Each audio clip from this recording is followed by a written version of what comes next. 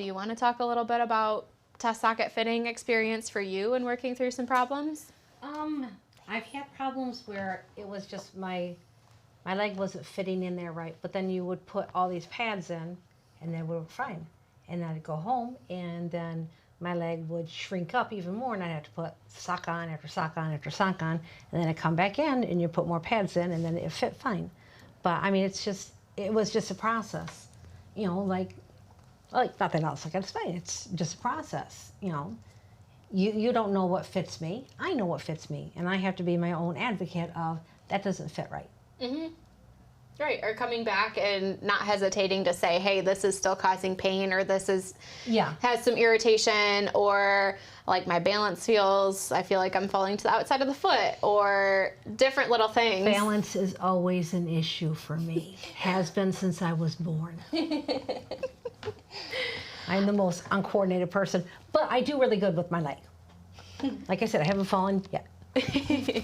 And just making sure your prosthetist should be receptive to that, and they're there to advocate for you and to help you with your mobility and making sure that you have somebody that's truly a part of your team. Yeah, Abby has definitely been my biggest cheerleader I could have.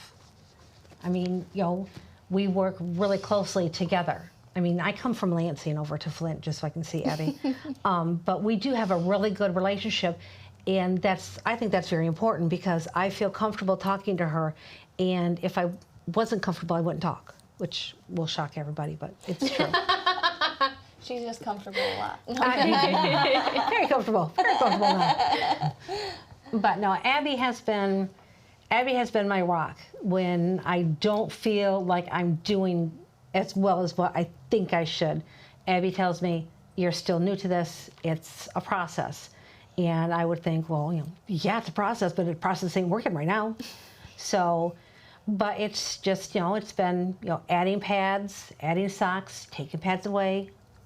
So it's a process. You know, you can't expect that your very first socket you go into, you're like, oh my God, it was like it was made for me. Yes, it was made for you, but maybe it's not fitting you like it should.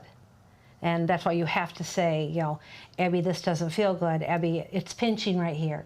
Or, you know, when you check my leg, it's, you know, too loose right there. So, I mean, you have to be in constant contact. Right, and things change over time. Oh, absolutely. If you leave the office, there might be, especially if there's an area that's been kind of rubbing or causing some irritation, you might make a relief and then you go home and you're like, great, this was awesome when I left. It was fine for a day or two, and then things started flaring up again. Yeah. That it can take a little bit of that back and forth and kind of those incremental changes in order to get it right. Right.